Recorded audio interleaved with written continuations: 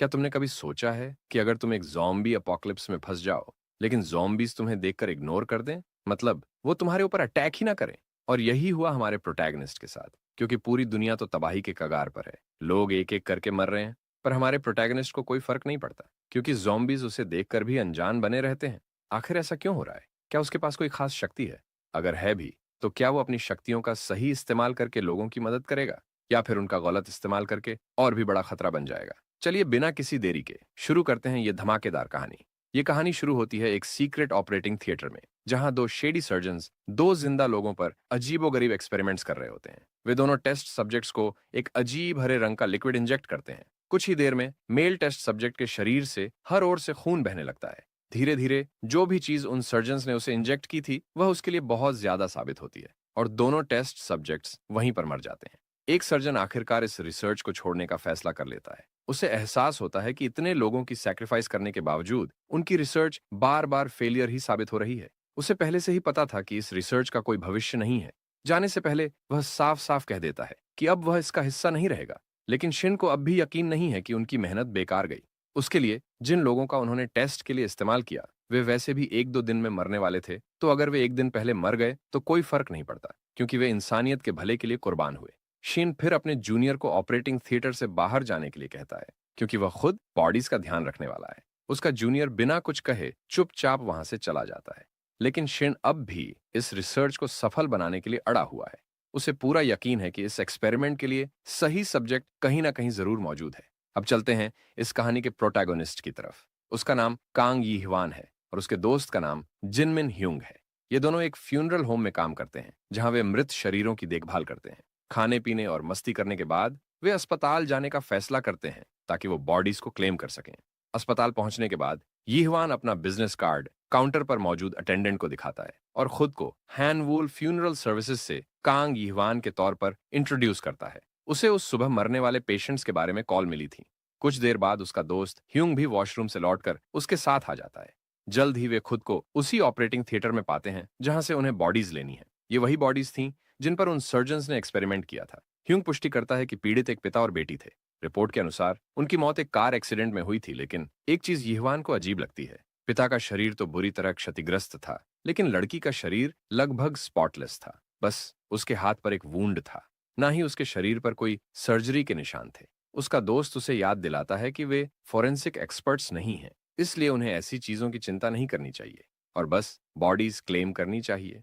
यीहवान जिज्ञासा में लड़की के मुंह के अंदर देखने की कोशिश करता है, लेकिन जैसे ही वह ऐसा करता है, उसका हाथ लड़की के टूटे हुए दांत पर लग जाता है और उसकी उंगली कट जाती है। अब अगला स्टेप था बॉडीज को हटाना। जैसे ही वे पिता की बॉडी उठाने लगते हैं, यीहवान अचानक देखता है कि लड़की के हाथ की चोट गायब हो चुकी है। यह देखकर वह एकदम चौंक जाता है और उसे अपने दोस्त को भी दिखाता है। लेकिन इससे पहले कि वे इस बारे में बात कर सकें, यीहवान को अचानक तेज जलन का एहसास होता है और वह वहीं गिर जाता है। ह्यूंग घबरा जाता है और उसकी मदद के लिए दौड़ता है, लेकिन यीहवान की हालत और खराब होती जाती है।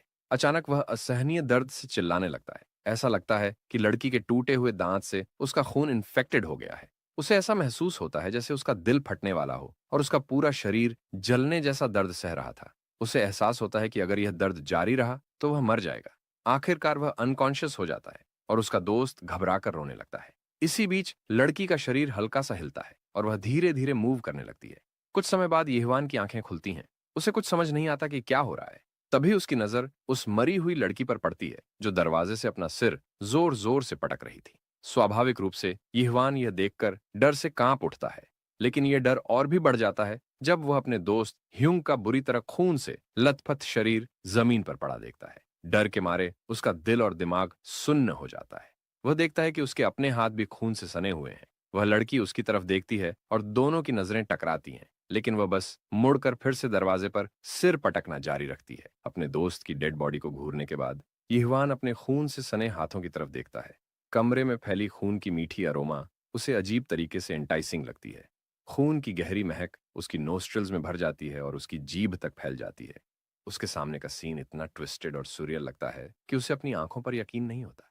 अचानक यीहवान नोटिस करता है कि उसका मरा हुआ दोस्त हल्की सी कराहने लगता है। यह देखकर वह उसे होश में लाने की पूरी कोशिश करता है, लेकिन उसे कोई रिस्पॉन्स नहीं मिलता। उसका दोस्त शायद अनकॉन्शियस है। यीहवान सोचता है कि अगर वह उसे सही ट्रीटमेंट दिला पाए तो शायद उसकी जान बच सकती है। उधर पूरा हॉस्पिटल तबाही के कगार पर दिखता है। हर जगह खून के धब्बे हैं, लेकिन वहां कोई मौजूद नहीं है। बस एक बूढ़ा आदमी कोने में बैठकर रो रहा है और उसके पास एक लड़की की लाश पड़ी है। बूढ़े आदमी का चेहरा पसीने से चमक रहा है। उसके दिमाग में डर और टेंशन भर चुका है। उसे यकीन है कि अब कोई उन्हें बचाने नहीं आएगा, जिसका मतलब है कि इस हॉस्पिटल के बाहर की दुनिया भी अब बर्बाद हो चुकी है। वह गुस्से में उस शख्स को कोसता है जिसने ये सब किया। तभी वह देखता है कि सेक्रेटरी हल्का सा हिलता है। यह देखकर वह डर के मारे भागने लगता है। उसे यकीन है कि अगर वह और रुका तो उसे भी बेकार में मौत मिलेगी। रास्ते में एक गोल्फ क्लब उठाकर वह खुद को तैयार करता है और हॉस्पिटल से बाहर निकलने का फैसला करता है। दूसरी ओर यिहवान ने अपने दोस्त को स्ट्रेचर पर रख दिया है और अब वो उसे ट्रीटमेंट के लिए ले जाने के लिए तैयार है। लेकिन अचानक वह खुद को कमजोर और सुस्त महसूस करने लगता है। उसका स्टमक ऐसे दर्द कर रहा था जैसे अंदर कुछ मरोड़ खा रहा हो। यह दर्द भूख जैसी लग रही थी, लेकिन यह समझ से बाहर था, क्योंकि उसने हॉस्पिटल आने से पहले ही लंच किया था। अभी ज्यादा वक्त नहीं बीता था। फिर भी ऐसा क्यों हो रहा है? हालांकि हम सब जानते हैं कि जो स्टारवेशन वह महसूस कर रहा है वह खाने के लिए नहीं, बल्कि खून के लिए है। फिर भी वह खुद को संभालता है और अपने दोस्त की स्ट्रेचर को धक्का देने लगता है। जैसे ही वह दरवाजा खोलकर बाहर निकलता है, उसकी नजर उसी बूढ़े आदमी पर पड़ती है जो गोल्फ क्लब पकड़े खड़ा है। यह देखकर यिहवान को थोड़ी राहत मिलती है और वह जल्दी से मदद मांगता है। वो डॉक्टर को बुलाने के लिए कहता है ताकि उसके घायल दोस्त का इलाज हो सके। तभी वह हेडबैंगिंग ज़ॉम्बी गर्ल अचानक यिहवान के पास से बिजली की रफ्तार से निकलती है और बूढ़े आदमी की तरफ दौड़ती है, जैसे वो कोई भूखी और खूनी प्यास से पागल मॉन्स्टर हो। बूढ़ा आदमी डर के मारे पीछे हटता है, लेकिन तभी दूसरे ज़ॉम्बीज एक कमरे से बाहर निकलकर उस पर टूट पड़ते हैं। यिहवान बस वहीं खड़ा कांपता रहता है, यह खौफनाक नजारा देखता हुआ। इसी बीच जिस दोस्त को वह बचाने की कोशिश कर रहा था, वह खुद अपने पैरों पर खड़ा हो जाता है। वह उन ज़ॉम्बीज के पास जाता है जो बूढ़े आदमी को नोच नोच कर खा रहे थे। जब वह वहां पहुंचता है तो वह भी झुकता है और बूढ़े आदमी के सिर में अपने दांत गड़ा देता है। वह भी इस ग्रूसम फीस्ट का हिस्सा बन जाता है। यिहवान एक पल भी बर्बाद नहीं करता और जल्दी से दीवार के पीछे छिप जाता है। वह सोचता है कि उसका एक बार मजाकिया और लापरवाह दोस्त अब पूरी तरह से एक ब्रेनलेस ज़ॉम्बी में बदल चुका है। एक पल के लिए यिहवान को लगता है कि वह सपना देख रहा है। उसे यकीन नहीं होता कि जो कुछ हो रहा है वह असल में हो सकता है। वह अपनी आंखें बंद करता है और खुद को जगाने की कोशिश करता है, लेकिन इसका कोई फायदा नहीं। ये कोई सपना नहीं था। तभी उसकी नजर एक दीवार पर लगे कैलेंडर पर जाती है।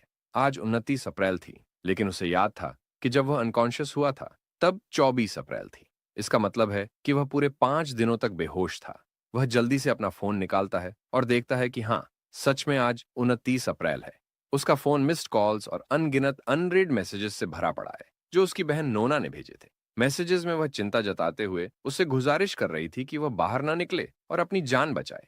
जल्द ही उसके फोन की बैटरी खत्म हो जाती है। अब भी यिहवान को नहीं पता कि आखिर हो क्या रहा है, लेकिन यह कोई बहाना नहीं था कि वह बस यहां बैठा रहे। अगर उसे नोना और मिनी को बचाना है तो उसे हर हाल में हॉस्पिटल छोड़ना होगा। दूसरी ओर किसी रैंडम कन्वीनियंस स्टोर में एक लड़की एक कोने में चुपचाप बैठी रो रही है। स्टोर के बाहर की दुनिया पूरी तरह माइंडलेस ज़ॉम्बीज से भरी हुई है, जो खून के लिए पागल हो रहे हैं। इस वक्त वह सिर्फ यही दुआ कर सकती है कि कोई आकर उसे बचा ले। इधर यिहवान पूरी ताकत से हॉस्पिटल के कॉरिडोर में भागता है और सीढ़ियों की ओर बढ़ता है। जैसे ही वह नीचे उतरता है, उसकी नजर उसी हेडबैंगिंग ज़ॉम्बी गर्ल से टकराती है। लेकिन वह किसी तरह स्टेयर्स से उतरकर हॉस्पिटल से बाहर निकल जाता है। अब वह पूरी तरह एग्जॉस्टेड हो चुका है और भूख उसकी ताकत को खत्म कर रही है। उसके पास रुकने का वक्त नहीं है, लेकिन वह चाहकर भी खुद को रोक नहीं पा रहा। आखिर 5 दिनों तक बेहोश रहने के बाद यह नेचुरल था कि वह भूख महसूस करे। उसे इतनी भूख महसूस हो रही थी कि अगर उसने जल्दी कुछ नहीं खाया तो वह बेहोश हो सकता है। अब उसका अगला मकसद था जल्दी से कुछ खाने के लिए ढूंढना।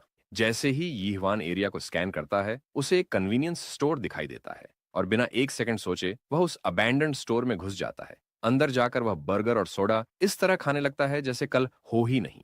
अपना खाना खत्म करने के बाद वह आखिरकार संतुष्ट महसूस करता है, लेकिन तभी उसे अपने बारे में कुछ अजीब लगता है। उसे यह सोचकर अजीब लगता है कि उसने एक बार भी यह नहीं सोचा कि जो खाना वह खा रहा है वह खराब तो नहीं था। इसके अलावा उसे आमतौर पर कन्वीनियंस स्टोर का खाना पसंद नहीं था, तो फिर आज वह इसे इतने चाव से क्यों खा रहा है? अचानक उसकी आंखों में आंसू आ जाते हैं जब उसे अपने दोस्त की याद आती है, जो अब एक असली ज़ॉम्बी में बदल चुका है। उसे याद आता है कि उसका दोस्त हमेशा ज़ॉम्बीज के अस्तित्व को लेकर क्यूरियस रहता था, लेकिन अब वही बेचारा खुद एक ज़ॉम्बी बन चुका है। यिहवान अपने दोस्त को खोने के दुख में डूबा ही होता है कि तभी उसे पास के स्टोरेज रूम से कुछ हलचल महसूस होती है। वह सावधानी से रूम के पास जाता है और धीरे धीरे अंदर प्रवेश करता है। अंदर जाकर वह उसी लड़की को देखता है जिसे हमने पहले भी देखा था। वह जोर से चीख पड़ती है, ये सोचकर कि कोई ज़ॉम्बी उस पर हमला करने आ रहा है। डर और पैनिक से पूरी तरह ओवरवेल्म्ड वह हिम्मत करके पीछे देखती है, लेकिन सामने यीहुआन को देखकर उसे राहत मिलती है।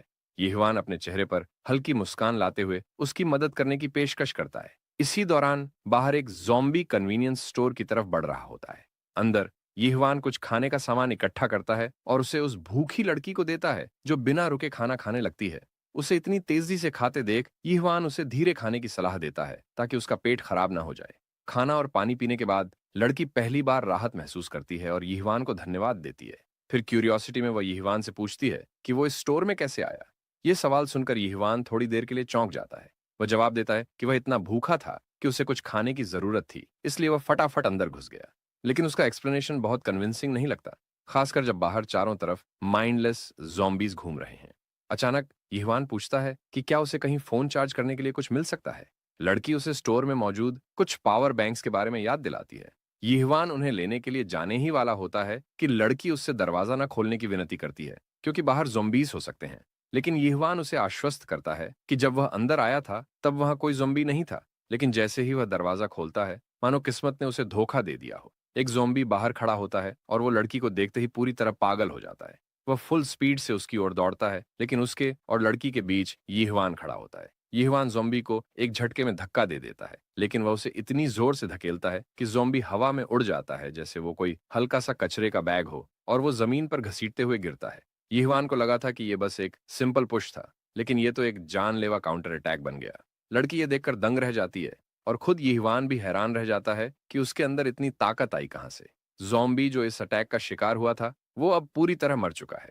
जब कैमरा थोड़ा झूम आउट करता है तो हमें एहसास होता है कि वह धक्का कितना खतरनाक था। ज़ॉम्बी सीधा कांच की खिड़की तोड़ते हुए करीब 15 फीट दूर जाकर गिरता है। यीहुआन कहता है कि हाँ, उसने पूरे दम से धक्का दिया था, लेकिन उसे यह उम्मीद नहीं थी कि ज़ॉम्बी इतनी बुरी तरह उड़ जाएगा। तभी उसे एक और अजीब चीज महसूस होती है। इतनी देर से वह इधर-उधर घूम रहा है, लेकिन अब तक किसी भी ज़ॉम्बी ने उसे अटैक करने की कोशिश नहीं की। लड़की भी उसकी ताकत को लेकर सवाल पूछती है। दिलचस्प बात यह होती है कि वह उसे अजूशी कहकर बुलाती है, जो कि कोरियन में अधेड़ उम्र के आदमियों के लिए इस्तेमाल किया जाता है। लेकिन यीहुआन को यह बिल्कुल पसंद नहीं आता। वह क्रीपी अधेड़ उम्र का आदमी कहलाना नहीं चाहता। खैर, उसे याद आता है कि उसे पावर बैंक लेना था, तो वह जनरल गुड्स सेक्शन की तरफ बढ़ता है। बाद में जब वह अपना फोन चार्ज करता है तो वह अपनी बहन नोना को कॉल करता है, लेकिन कोई जवाब नहीं आता। इससे उसके अंदर एक अजीब सा डर पैदा हो जाता है। उसे यह सोचकर घबराहट होने लगती है कि कहीं वह अपनी बहन को बचाने में बहुत देर तो नहीं कर चुका। उसके दिमाग में उसकी बहन और दोस्त मिन की छवि घूम जाती है और उसकी आंखों में आंसू आ जाते हैं। लेकिन वह खुद को शांत करता है और खुद को समझाता है कि अभी घबराने का कोई फायदा नहीं है।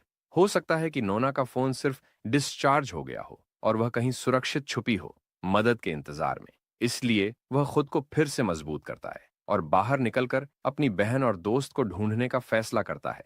लेकिन बाहर जाने से पहले उसे कन्वीनियंस स्टोर में मौजूद लड़की के साथ कुछ तय करना होगा। वह लड़की से पूछता है कि क्या उसके पास फोन है। वह कहती है हाँ, लेकिन वह डिस्चार्ज है। यीहुआन तुरंत उसे एक पावर बैंक ऑफर करता है और सजेस्ट करता है कि वह अपने पेरेंट्स को कॉल करे।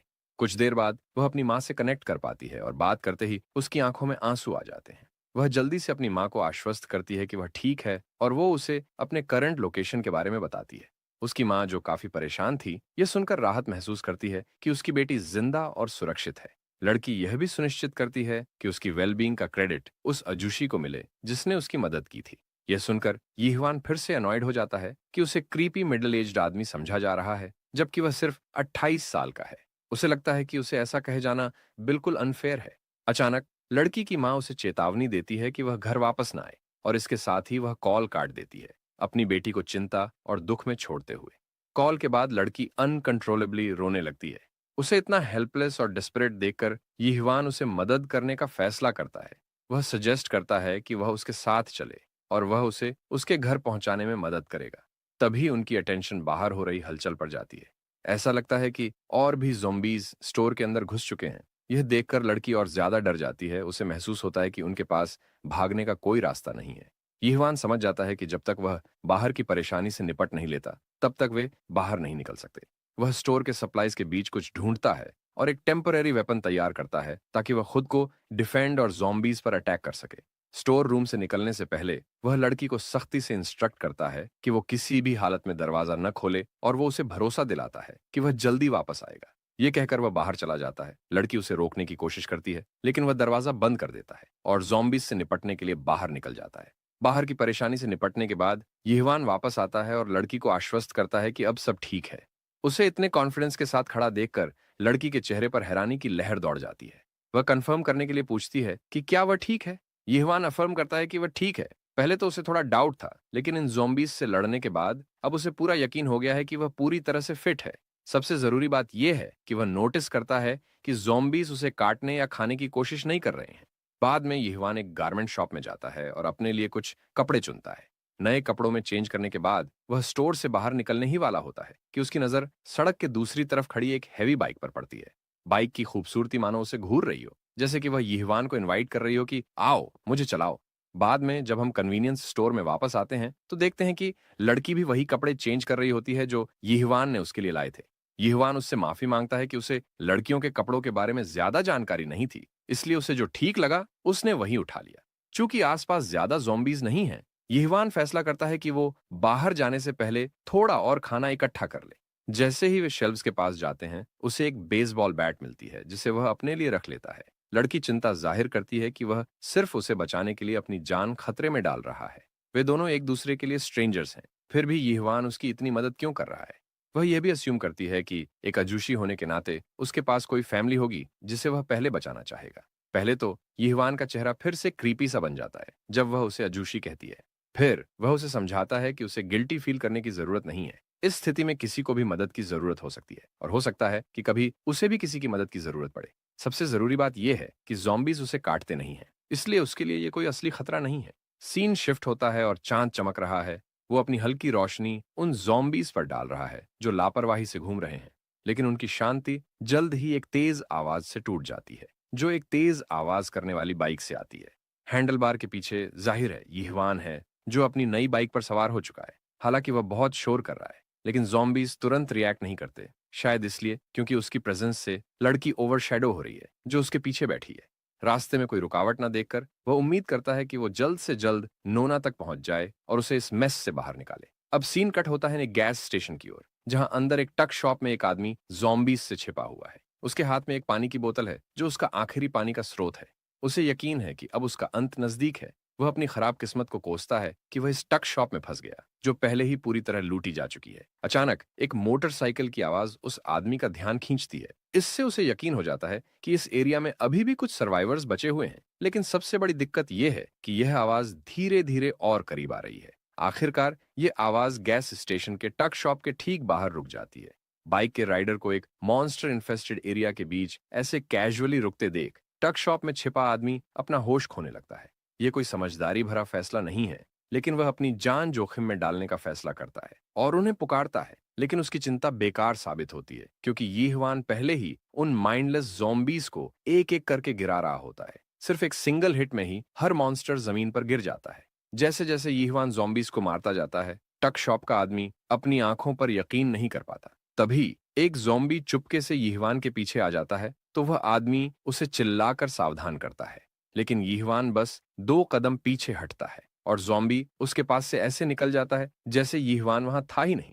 ये देखकर टक शॉप में छिपा आदमी पूरी तरह से शॉक में आ जाता है। उधर जैसे ही वह ज़ॉम्बी लड़की की तरफ बढ़ने लगता है, यिह्वान अपने बेसबॉल बैट को इतनी ताकत से घुमाता है कि ज़ॉम्बी हवा में उड़कर किसी कचरे के बैग की तरह गिरता है। जब एरिया पूरी तरह से क्लियर हो जाता है, तो यिह्वान लड़की को आश्वस्त करता है कि अब सब ठीक है।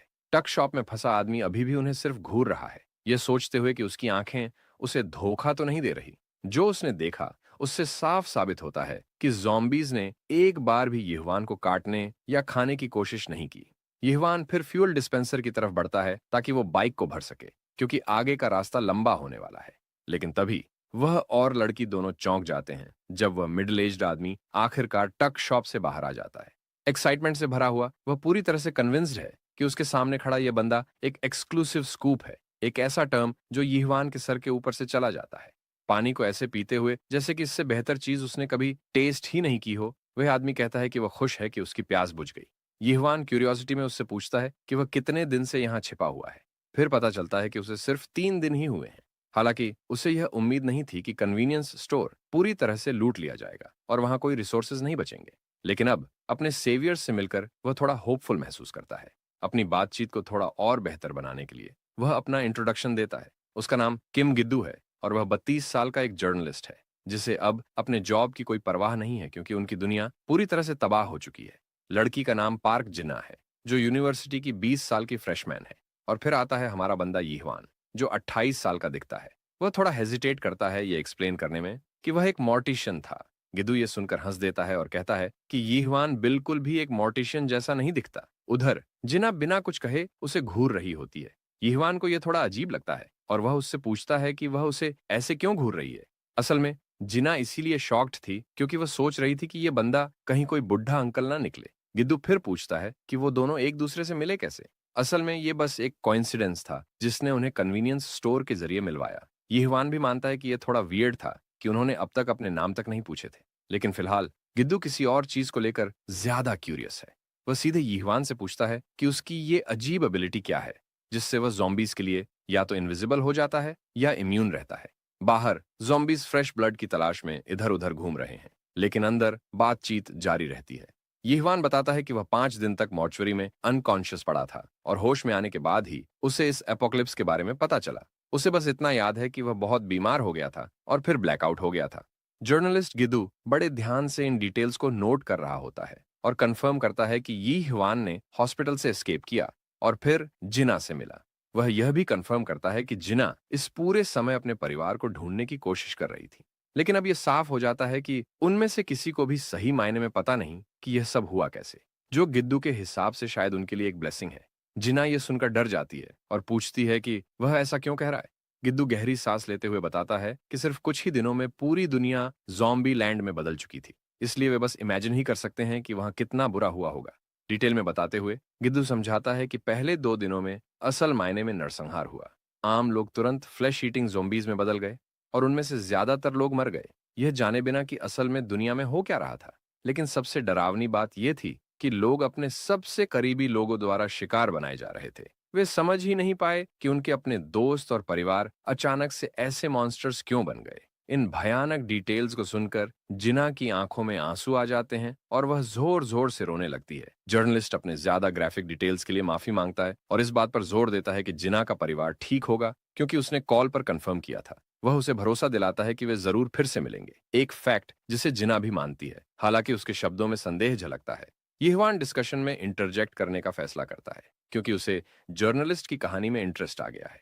गिद्दू खुद भी मानता है कि अभी जर्नलिस्ट होने का कोई खास मतलब नहीं है।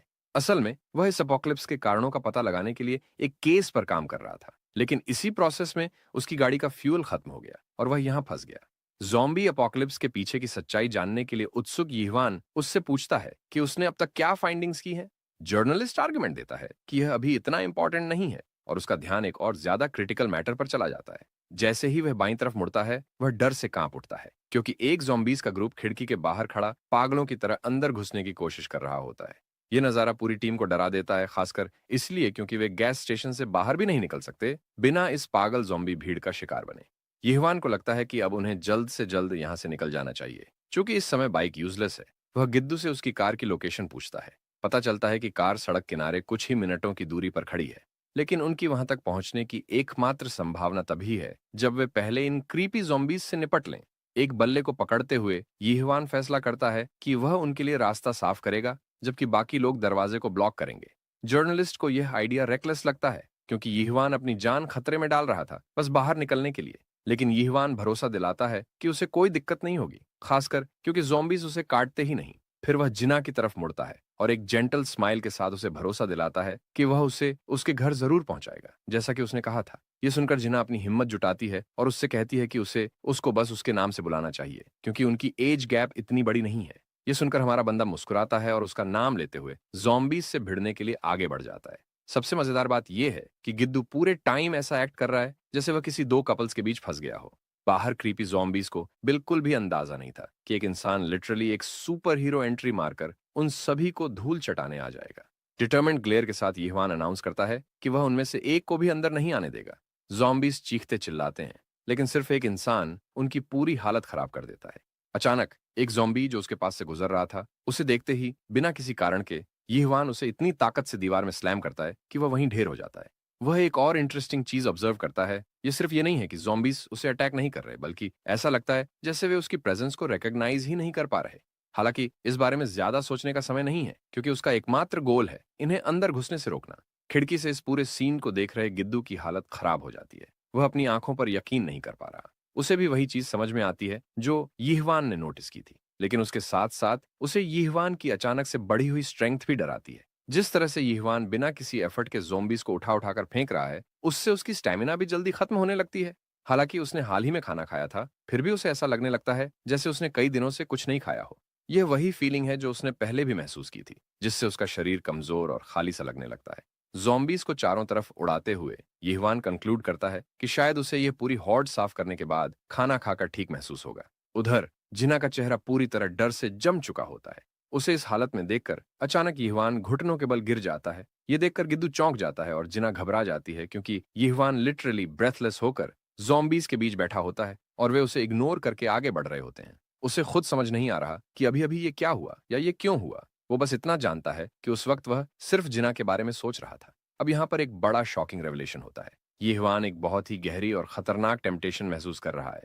उसे पहली बार महसूस होता है कि उसे इंसान खाने की क्रेविंग हो रही है। असल में इस मामले में वह ज़ॉम्बीज़ से अलग नहीं है और शायद यही रीज़न है कि वे उसे पहचान ही नहीं पा रहे।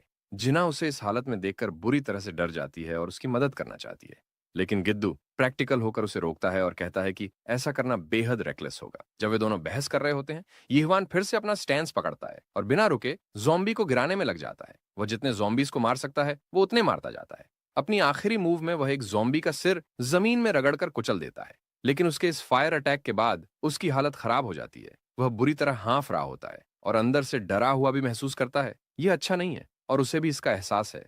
यहाँ तक कि गिद्दू भी दूर से उसकी हालत भांप सकता है। हमारा कंफ्यूज्ड, ट्रबल्ड और कन्फ्लिक्टेड प्रोटैगनिस्ट खुद को समझाने की कोशिश करता है कि वह ज़ॉम्बीज़ से अलग है। वह इंसान है, या कम से कम वह यही बिलीव करना चाहता है। उसकी आंखों में एक रेड स्पिरिट चमकने लगती है और यीहवान खुद से वादा करता है कि वह कभी इतना नीचे नहीं गिरेगा कि वो इन मॉन्स्टर्स जैसा बन जाए। अच्छी बात यह है कि पानी पीने के बाद उसकी टेम्पटेशंस खत्म हो जाती हैं।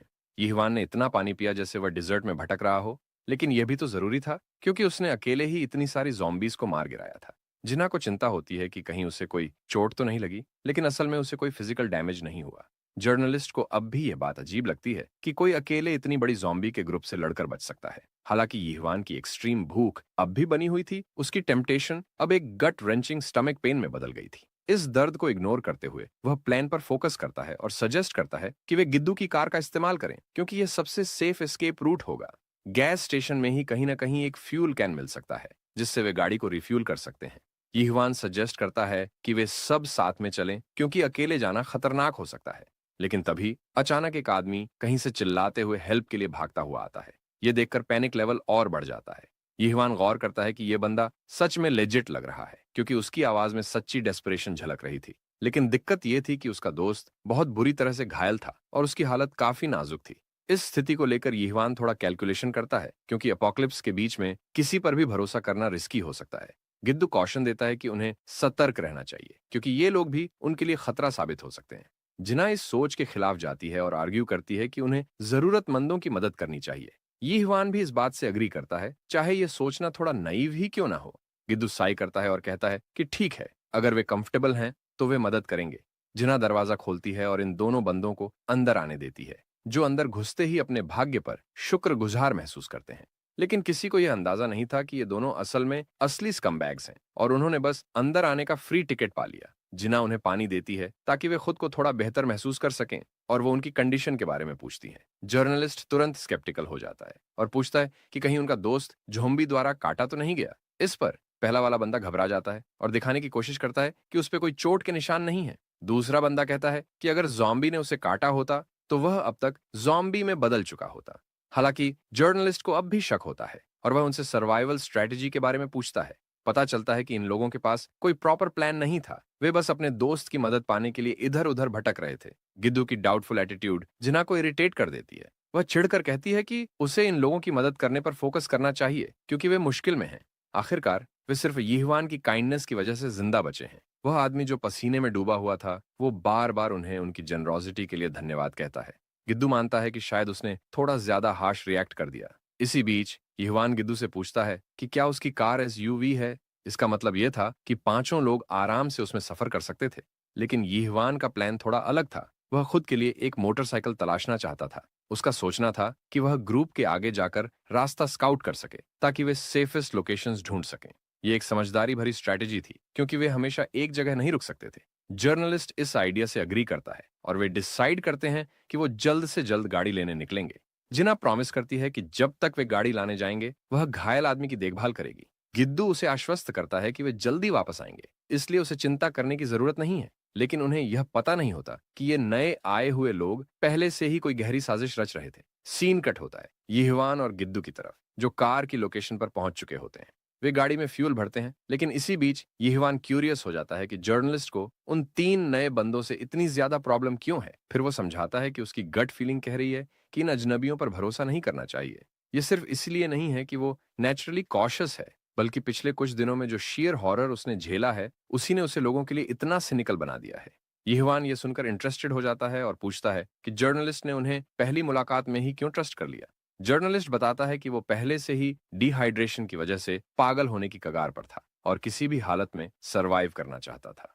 यीहवान और भी क्यूरियस हो जाता है और पूछता है कि जब उन्होंने पहली बार मुलाकात की थी तब उसने उसे स्कूप क्यों बुलाया। इसका मतलब तो ये हुआ कि जर्नलिस्ट को एक ऐसा बंदा मिल गया जो ज़ॉम्बी अपोकलिप्स में लिटरली इम्यून है।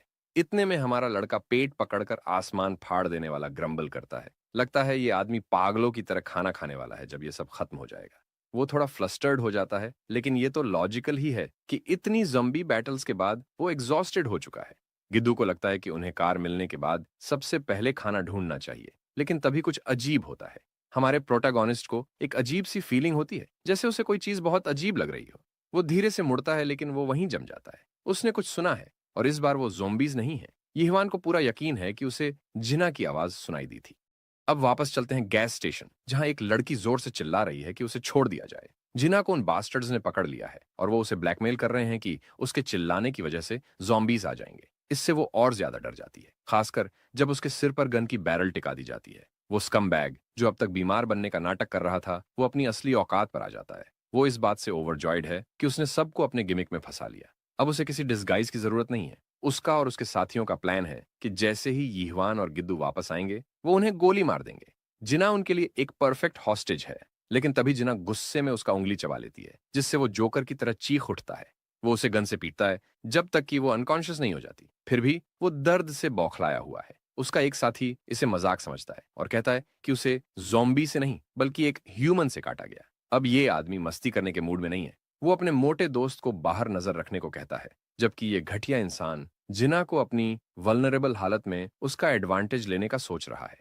उसका प्लान है कि वो उसके दोनों दोस्तों को मारकर उसे अपने साथ ले जाएगा। तभी वो उसकी पैंट्स अनबटन करने ही वाला था कि अचानक यीहवान आ जाता है। वो गुस्से से भरा हुआ है।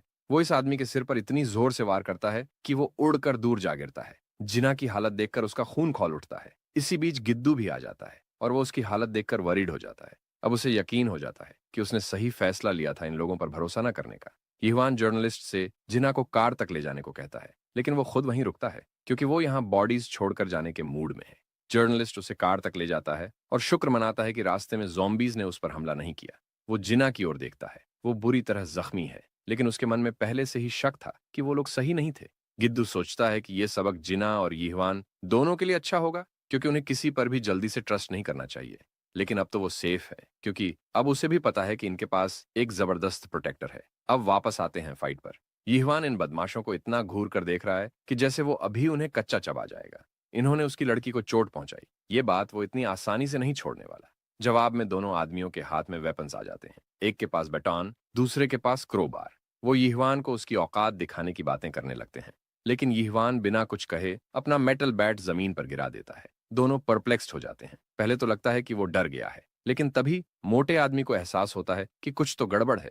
वो चेतावनी देता है कि ओवर कॉन्फिडेंट मत हो। यीहवान का चेहरा गुस्से से लाल पड़ने लगता है, लेकिन ये गुस्सा अब सिनिस्टर क्रेजीनेस में बदल रहा है। उसके दिमाग में अजीबो-गरीब ख्याल आ रहे हैं, और सबसे बुरा ये है कि उसे भूख लगी है, रियल ह्यूमन फ्लेश की भूख। उसकी सैनिटी अब डिस्ट्रक्शन के क्यूएसपी पर है। और फिर असली बवाल तब शुरू होता है जब वो उसे मारने के बाद उसकी लाश पर टूट पड़ता है, हर बाइट को एंजॉय करता हुआ, जैसे ये उसके लिए डेलिकेसी हो। फिर वो सीधे उस कमीने की तरफ मुड़ता है जिसने जिना को चोट पहुंचाई थी और जिसने उनकी ट्रस्ट का फायदा उठाया था। वो आदमी अब टेरिफाइड है क्योंकि उसने पहले कभी यीहुआन को इस हालत में नहीं देखा था। फिर हमें एक सीरियसली डरावना शॉट देखने को मिलता है जहां हमारा लड़का सामने वाले को ऐसे घूर रहा होता है जैसे वो उसे कभी भी खा लगा। वो बंदा डर के मारे अपनी छोटी सी गन लहराने लगता है, लेकिन अंत में यीहुआन उसे पूरी तरह से खत्म कर देता है और उसका फ्लैश कंज्यूम कर लेता है। इसके बाद वो जल्दी से अपना खून पोंछता है। गिद्दू ने गन शॉट की आवाज सुनी और वो डर के मारे कार से बाहर कूद पड़ा, लेकिन उसे देखकर हैरानी हुई कि गैस स्टेशन से सिर्फ एक ही आदमी जिंदा निकला और वो था यीहुआन। परेशान होकर वो पूछता है कि हमारा लड़का ठीक तो है, लेकिन यीहुआन इंस्टेड पूछता है कि जीना की हालत कैसी है। वो रिलेटिवली ठीक है और गहरी नींद में है। ये सुनकर यीहुआन को थोड़ी राहत मिलती है, लेकिन गिद्दू सोच रहा होता है कि यीहुआन ने अपने कपड़े क्यों बदले। यीहुआन उसे वो गन देता है जो उसने उन बदमाशों से ली थी। इस एपोक्लिप्स में ये एक काम की चीज है, तो जर्नलिस्ट खुश हो जाता है। साथ ही अब वो पूरी तरह से गिद्दू की इंट्यूशन पर भरोसा करने के लिए तैयार है, जिससे साफ होता है कि वो अपनी गलतियों से सीख रहा है। फिर भी जर्नलिस्ट चिंतित होता है और पूछता है कि वो सच में ठीक है या कुछ हुआ है। नॉर्मल एक्ट करते हुए यीहुआन एक हल्की सी मुस्कान देता है। वो अपनी फीलिंग्स को छुपाते हुए बाइक को चेक करता है। अब उनका फाइनली यहां से निकलने का समय आ चुका है। गिद्दू को नहीं पता अंदर क्या हुआ था, लेकिन वो ज्यादा सोचने की कोशिश नहीं करता। राइड के दौरान जीना अचानक जागती है और खुद को कार में देखकर सरप्राइज हो जाती है कि वो जर्नलिस्ट के साथ कैसे है। उसे कुछ याद नहीं, लेकिन गिद्दू उसे यकीन दिलाता है कि उन्होंने उस मैनिपुलेटिव कमीने को खत्म कर दिया जिसने उनका फायदा उठाने की कोशिश की थी। यीहुआन भी डिटर्मिन्ड है कि वो अब उसे अकेला नहीं छोड़ेगा और एक्स्ट्रा प्रोटेक्टिव रहेगा। ये सुनकर जीना अपने चेहरे को हाथों से ढक कर रोने लगती है, जिससे गिद्दू को चिंता होती है कि कहीं उसे चोट तो नहीं लगी। लेकिन असल में वो ये सोच रही होती है कि जिन लोगों की उन्होंने मदद करने की कोशिश की, उन्हीं ने उनका फायदा उठाया। उनका इरादा नोबल था, फिर भी सर्वाइवल के बजाय उन लोगों ने उसके दिल में हमेशा के लिए एक डर और भरोसे की प्रॉब्लम भर दी।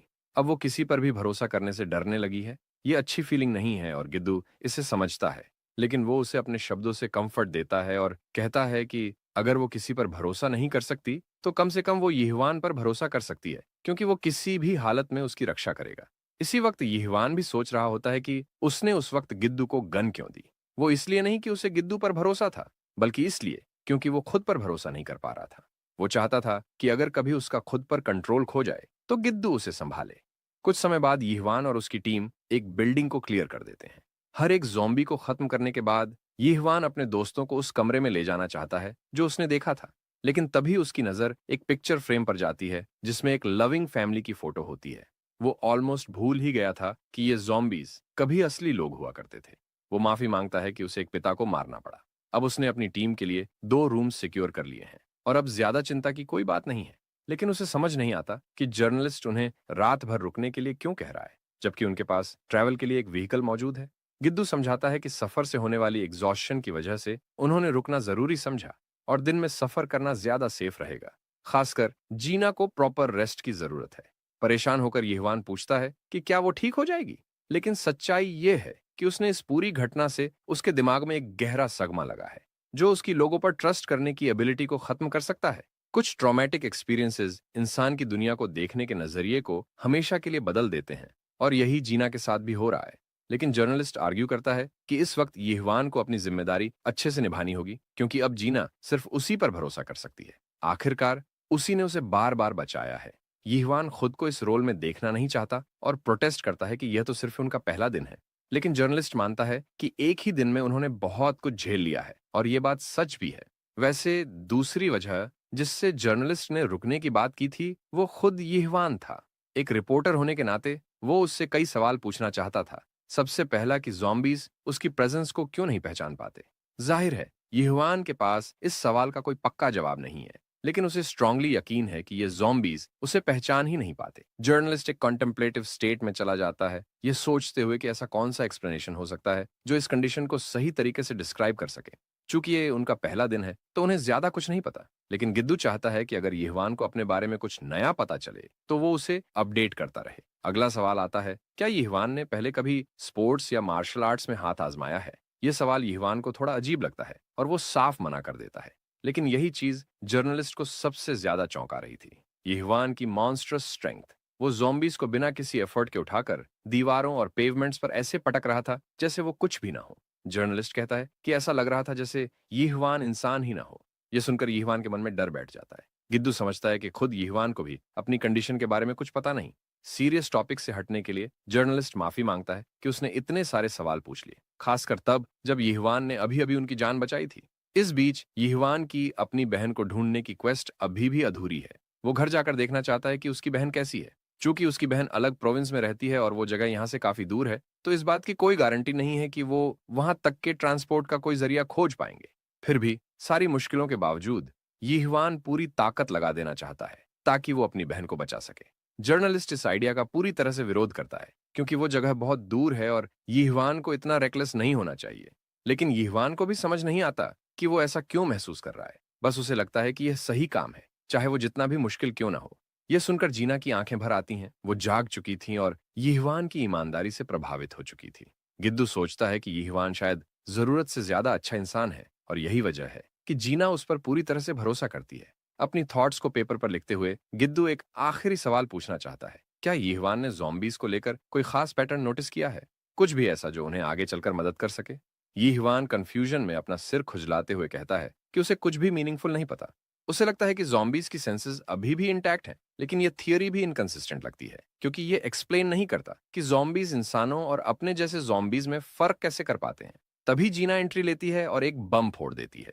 ज़ॉम्बीज़ दरअसल एक्सपोज्ड स्किन की ओर आकर्षित होते हैं। ये उसने अपने मैनेजर से सुना था, जो अटैक होने से पहले स्टोरेज रूम में छिपा था।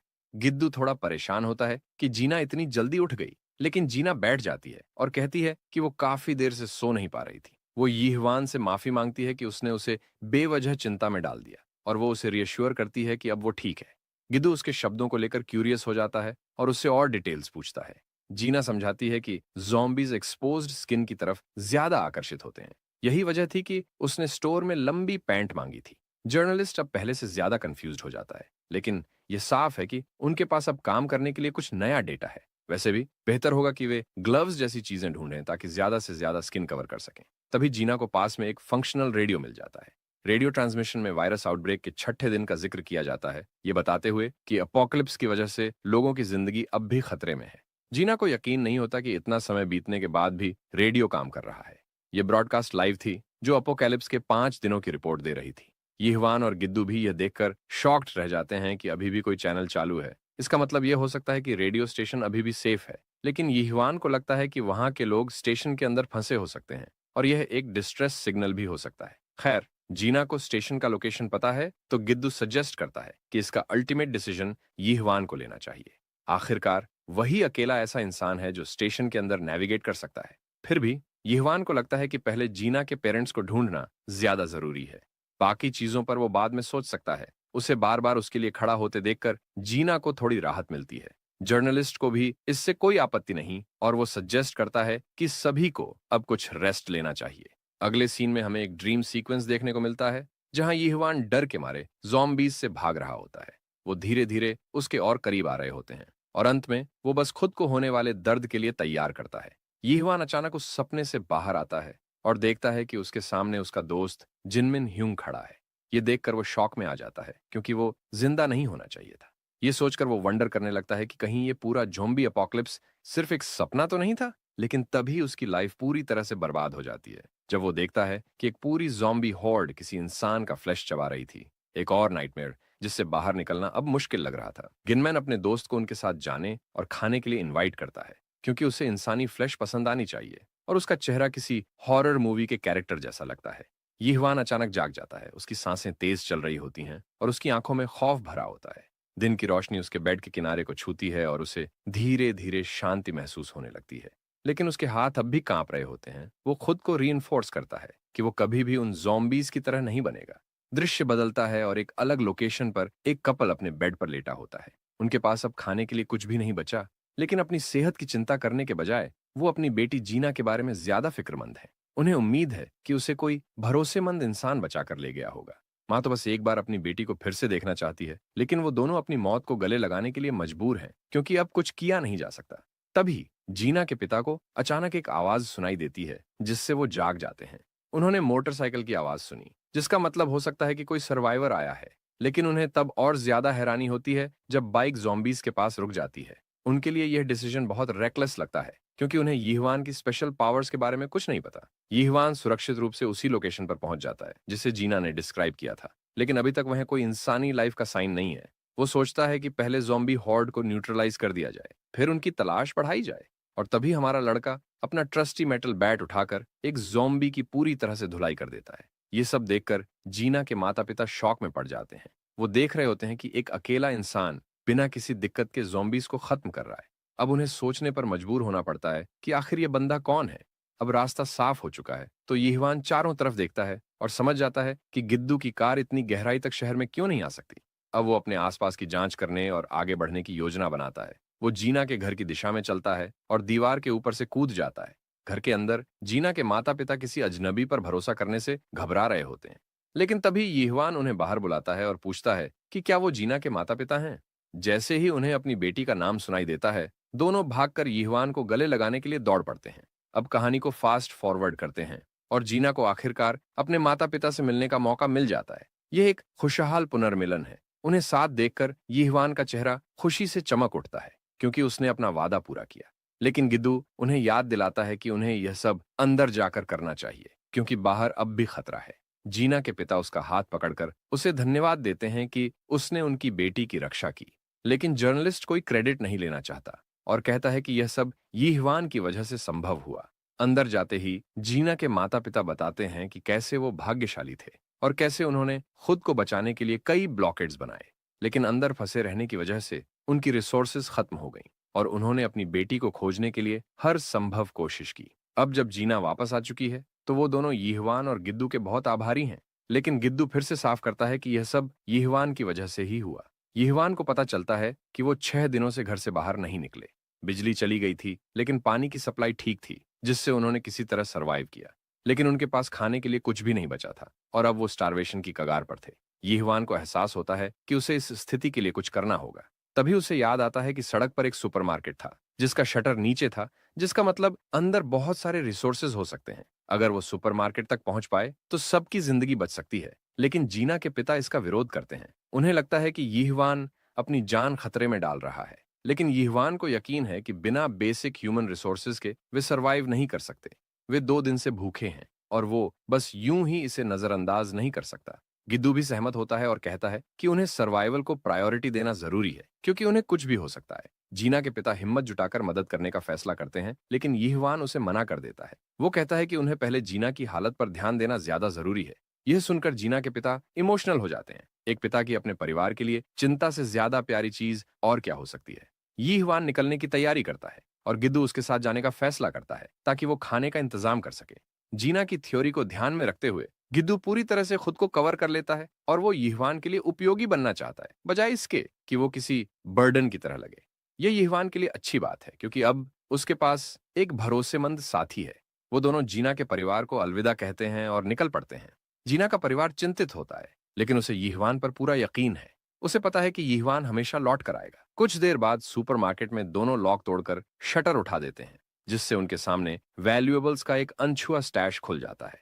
इस तरह के अपोकलिप्स में ऐसा सुपरमार्केट मिलना किसी चमत्कार से कम नहीं है। इतनी सारी चीजें देखकर यीहवान और गिद्दू को पूरा यकीन हो जाता है कि इस सामान के साथ फैमिली कई सालों तक आराम से सरवाइव कर सकती है।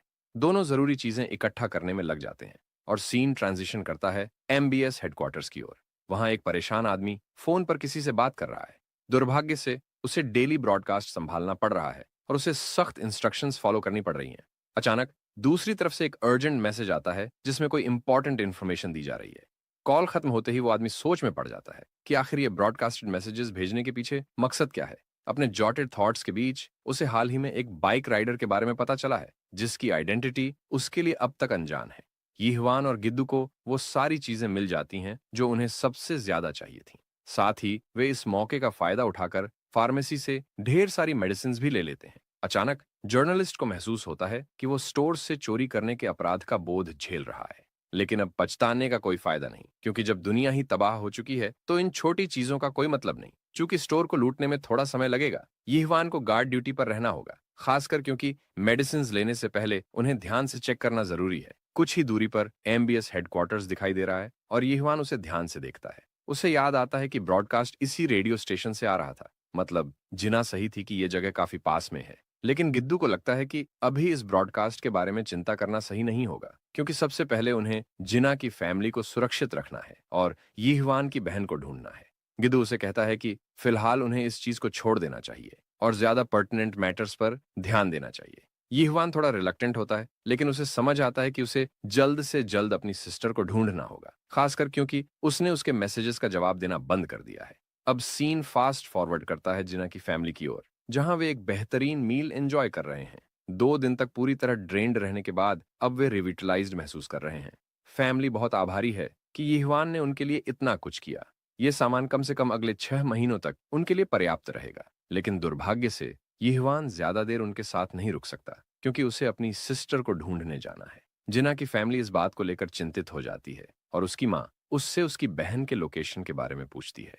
खैर, उसकी बहन बहुत दूर रहती है और वहां पहुंचना आसान नहीं होगा। यीहवान को भी ये पता है, लेकिन उसके पास अपनी वन एंड ओनली फैमिली को बचाने के अलावा कोई और चॉइस नहीं है। ये सुनकर जिना चुपचाप बैठ जाती है, क्योंकि वो उसके दर्द को समझ सकती है। लेकिन यीहवान के पास एक और रिक्वेस्ट है। अपनी बहन को बचाने के बाद वो उसे जिना की फैमिली के पास लाना चाहता है। ये सुनकर जिना थोड़ी फ्लस्टर्ड हो जाती है, लेकिन यीहवान को पूरा यकीन है कि ये सबसे सेफेस्ट प्लेस है। और वैसे भी उसकी सिस्टर के पास कोई ऐसे इंपॉर्टेंट कनेक्शंस नहीं हैं जिनके बारे में चिंता की जाए। इसके अलावा चूंकि ज़ॉम्बीज उसे काट नहीं सकते, इसलिए वो इस फैमिली के बहुत काम आ सकता है। बस वो जिना को सुरक्षित देखना चाहता है और उसके लिए कुछ भी करने को तैयार है। इसलिए वो वादा करता है कि वो अपनी बहन को लेकर वापस आएगा और उनकी और भी ज्यादा मदद करेगा। बेशक जिना की फैमिली इस रिक्वेस्ट को ठुकरा नहीं सकती, लेकिन एक बहुत बड़ा ऑब्जेक्शन जरूर है। जिना की फादर को लगता है कि यीहवान उसकी बेटी को उससे चुराने की कोशिश कर रहा है और इस पर उसे गुस्सा आ जाता है। यहाँ तक कि उसकी मॉम को भी ये एहसास हो जाता है, लेकिन वो ज्यादा सपोर्टिव लगती है। यकीन नहीं हो रहा कि लोग ज़ॉम्बी अपोकलिप्स के बीच ग्रैंड किड्स के बारे में सोच रहे हैं। रात में जब पावर नहीं होती तो उन्हें कैंडल्स की रोशनी में काम चलाना पड़ता है। यीहवान को पता चलता है कि जिना की पेरेंट्स गहरी नींद में सो चुके हैं। इस दौरान वो और गिद्दू अपनी नाइटली टॉक्स जारी रखते हैं। गिद्दू अपने दिमाग में हिसाब लगाता है कि उन्हें यांग यांग तक पहुंचने के लिए उन्हें कितनी फूड सप्लाई चाहिए होगी, खासकर 2 लोगों के लिए।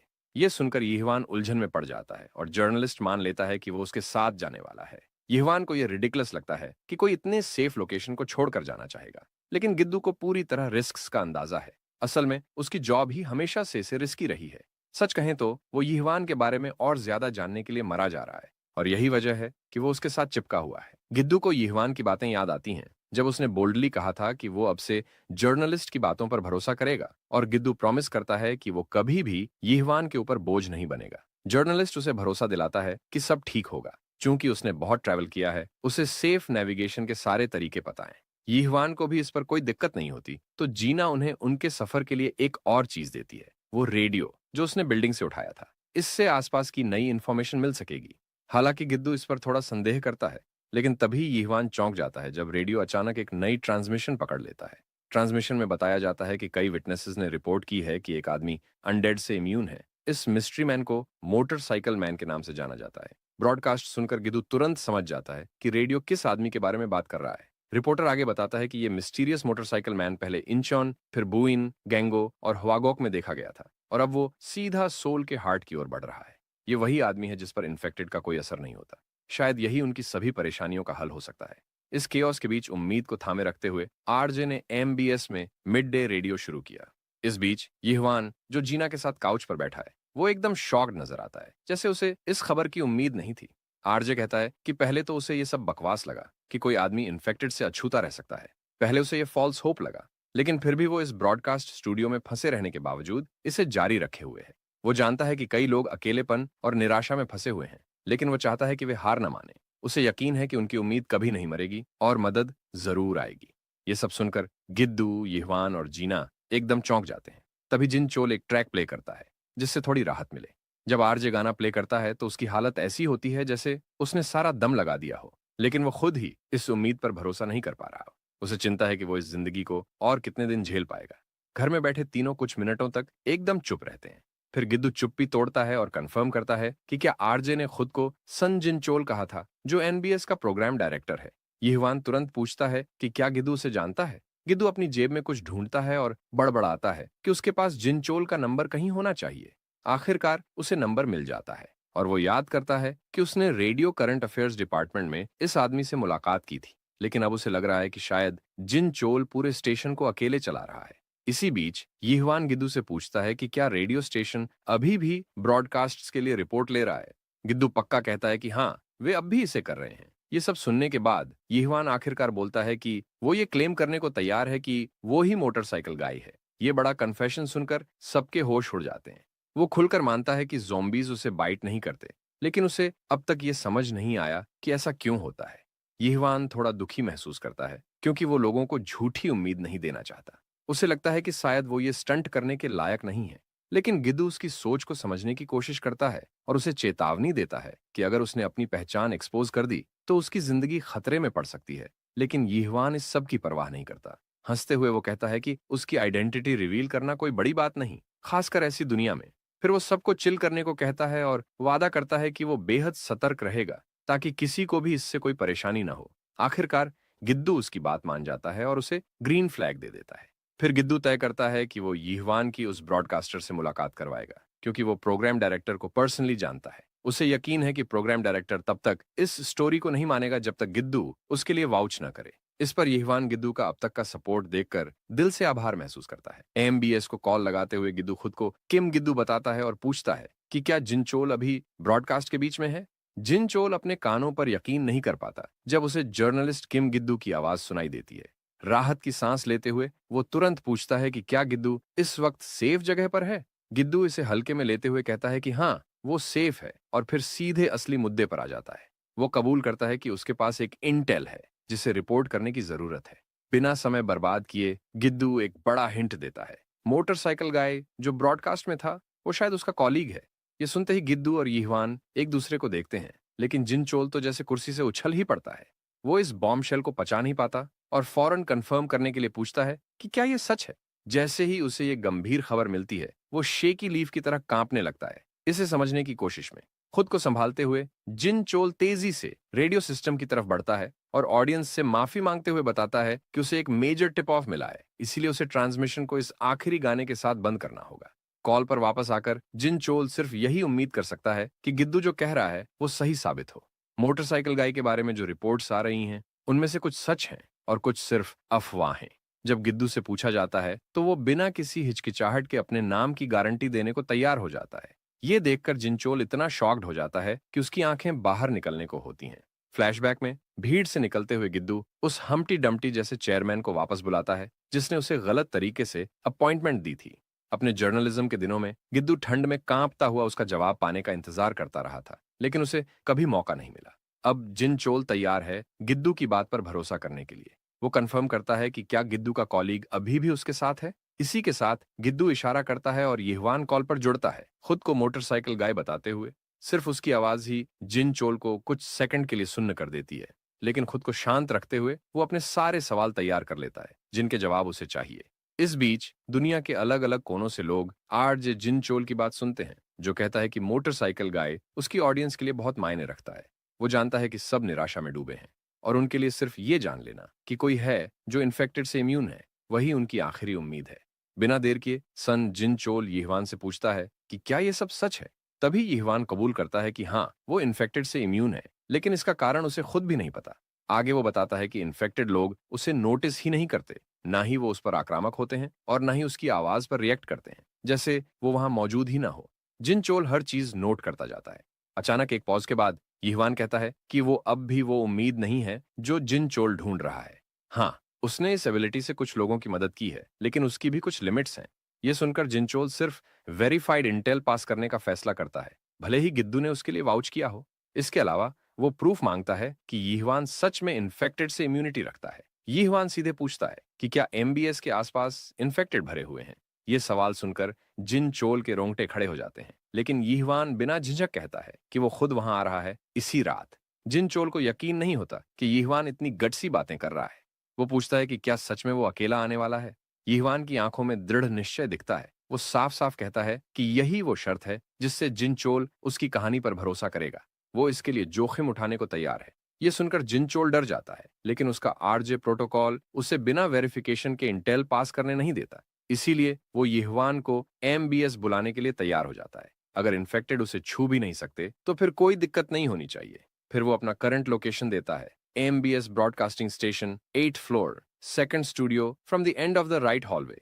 लेकिन तभी जिन चोल उसे वार्न करता है कि उसका पूरा स्टेशन इन्फेक्टेड लोगों से भरा पड़ा है। फिर भी यीहवान बिना किसी डर के मीटिंग कल के लिए फिक्स कर देता है।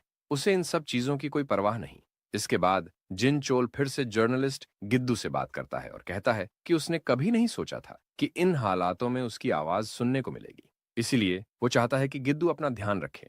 प्रोग्राम डायरेक्टर की चिंता कम करने के लिए गिद्दू उसे भरोसा दिलाता है कि वो जल्द ही उसे ढूंढ लेंगे और इसी के साथ कॉल खत्म हो जाती है। लेकिन वो अब भी सोच रहा होता है कि इन्फेक्टेड लोग को तो यीहवान की मौजूदगी का एहसास तक नहीं होता।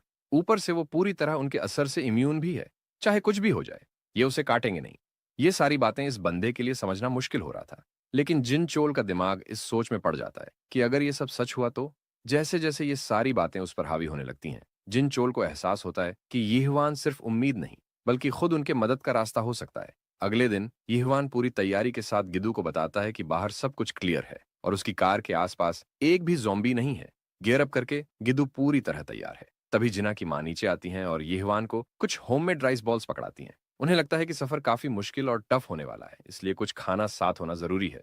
ये देखकर वो बंदा खुशी से उछल पड़ता है क्योंकि बॉक्स में उसके लिए राइस बॉल्स का ढेर भरा हुआ था। जिना की मां को थैंक यू बोलने के बाद वो वादा करता है कि वो ये सब खा जाएगा।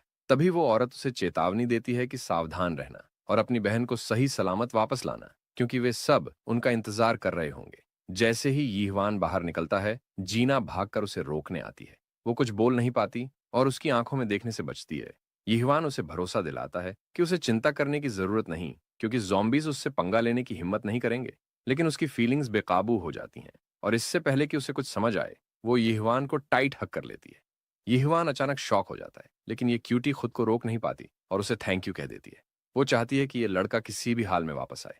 यीहवान, जो टमाटर की तरह लाल हो गया था, उसे कहता है कि चिंता मत करो, वो जरूर सही सलामत लौटेगा। इसी बीच जीना के बाप को पूरा माहौल इरिटेटिंग लगने लगता है और वो इस रोमांटिक सीन को अनदेखा करते हुए बड़बड़ाने लगता है कि डेटिंग तो ठीक है, लेकिन शादी के लिए इतनी जल्दी क्यों। उसकी इस बेवकूफी भरी बात पर दोनों गुस्से में बुरी शक्लें बनाते हैं। इसके बाद यीहवान निकल पड़ता है और पीछे सभी लोग उनकी सेफ रिटर्न की उम्मीद करते हैं। कुछ घंटों बाद यीहवान और गिद्दू एक ज़ॉम्बी इन्फेस्टेड जॉन में पहुंच जाते हैं। गिद्दू को कार में सेफ रखकर यीहवान अपने बैट के साथ उन ब्रेनलेस मॉन्स्टर्स को अच्छे खासे हिट्स देता है। एक ही सैवेज हिट से कई ज़ॉम्बीज का ध्यान उसकी तरफ चला जाता है। बारीकी से देखकर यीहवान अंदाजा लगाता है कि अगर ये स्वार्म खत्म नहीं किया तो ये जगह और भी ज्यादा खतरनाक हो जाएगी, खासकर तब जब उन्हें कोई शेल्टर ढूंढना होगा। गिद्दू को उसकी बात समझ आती है, इसलिए वो उसे इस टास्क को हैंडल करने देता है। हालांकि यीहवान को भी पता था कि ये कोई आसान काम नहीं है, लेकिन अब उसके पास और कोई चॉइस नहीं बची। बैट को कसकर पकड़ते हुए वो उन ब्रेनलेस आर्मी को चेतावनी देता है कि उसे हर हाल में इस रास्ते से निकलना ही होगा। इस दौरान बिल्डिंग के अंदर जिन चोल कमजोर होकर बेहोश होने की कगार पर था। कोने में पड़ा हुआ उसे लगता है कि उसका शरीर अब पूरी तरह जवाब दे रहा है। न खाने को कुछ बचा है और न ही पीने को। उसकी सारी सप्लाई कब की खत्म हो चुकी थी। अब उसके पास बस मरने का इंतजार करने के अलावा कोई चारा नहीं था। अपनी हालत देखकर वो सोचता है कि आज की ब्रॉडकास्ट तो नामुमकिन है। फिर भी उसे इस बात का अफसोस होता है कि उसने कल की ब्रॉडकास्ट में कोई फेयरवेल मैसेज नहीं दिया। काश उसे पता होता कि चीजें इतनी खराब होने वाली हैं। इसी बीच जिन चोल का फोन अचानक रिंग करने लगता है। ये उसका साथी जर्नलिस्ट किम गिद्दू था। बिना वक्त गवाए वो तुरंत फोन उठाता है। स्पीकर से चिंतित आवाज आती है और गिद्दू पूछता है कि जिन चोल अभी तक ठीक है या नहीं। जिन चोल तुरंत जवाब देता है कि फिलहाल वो ठीक है।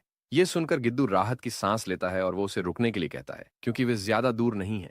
ये सुनते ही जिन चोल का दिल जोरों से धड़कने लगता है। वो घबराकर पूछता है कि वे लोग अभी कहाँ हैं। गिद्दू बिना हड़बड़ाए बताता है कि वे MBS की बिल्डिंग तक पहुंच चुके हैं। ये सुनकर जिनचोल सुन्न हो जाता है। उसे यकीन नहीं हो रहा कि वो लोग सच में वहां पहुंच गए हैं, लेकिन वो उन्हें चेतावनी देता है कि बिल्डिंग का एंट्रेंस पूरी तरह ज़ॉम्बीज से भरा हुआ है, जिससे अंदर जाना नामुमकिन है। गिद्दू उसकी टेंशन कम करने के लिए वीडियो कॉल ऑन कर देता है। स्क्रीन पर जो नजारा सामने आता है उसे देखकर जिनचोल दंग रह जाता है। वो मोटरसाइकिल वाले आदमी को ज़ॉम्बीज को बेरहमी से उड़ा फेंकते हुए देखता है। यीहवान अपने बैट से उन्हें इतनी जोरदार टक्कर देता है कि रास्ता खुद ब खुद साफ हो जाता है। गिद्दू बताता है कि अगर वो बाहर निकला तो 1 सेकंड में मर जाएगा, लेकिन यीहवान के लिए ये सब कुछ भी नहीं है। सन जिन चोल खुद इस नजारे का गवाह बनता है। वो पहली बार किसी को देखता है जो ज़ॉम्बीज के लिए टारगेट नहीं है। उसका कांटा न जाना ही उसे आशा की किरण बना देता है। सारे ज़ॉम्बीज को खत्म करने के बाद यीहवान थोड़ी देर के लिए खो जाता है। उसके दिमाग में सिर्फ वही ख्याल घूमता है कि उसने कितने लोगों को मार गिराया। लेकिन एक गहरी सांस लेने के बाद वो गिद्दू को इशारा करता है कि वो अब बाहर आ सकता है। गिद्दू पहले तो यकीन नहीं करता, लेकिन फिर वो बाहर निकलता है, ये मानते हुए कि सब कुछ सही है। यीहवान देखता है कि वहां एक पुलिस शील्ड पड़ी है, जो बिल्कुल बेकार पड़ी थी। वो उसे उठाकर गिद्दू को देता है और कहता है कि ये आगे चलकर बहुत काम आएगी। गिद्दू भी इससे पूरी तरह सहमत होता है। आगे बढ़ते हुए यीहवान को यकीन है कि अंदर और भी ब्रेनलेस ज़ॉम्बीज़ होंगे। इसीलिए वो गिद्दू को सलाह देता है कि अगर उसे जिंदा रहना है, तो उसे बस उसके पास ही रहना होगा। गिद्दू को याद आता है कि एमबीएस बिल्डिंग अंदर से एक भूल भुलैया जैसी है, लेकिन चूंकि वो इस जगह से परिचित है, इसलिए वो खुद को इस मिशन का नेविगेटर बनने का फैसला करता है। और इस तरह ये दो बेवकूफ मगर बहादुर लोग बिल्डिंग के अंदर कदम रखते हैं। तो आज की वीडियो के लिए बस इतना ही। अगर आपको ये वीडियो अच्छी लगी हो तो इसे लाइक करना मत भूलिएगा, और अगर आप इस चैनल पर नए हैं तो चैनल को सब्सक्राइब जरूर कर लीजिए, ताकि अगली वीडियो की नोटिफिकेशन आपको सबसे पहले मिले। चलिए मिलते हैं एक नए रिकैप के साथ, तब तक के लिए बाय बाय।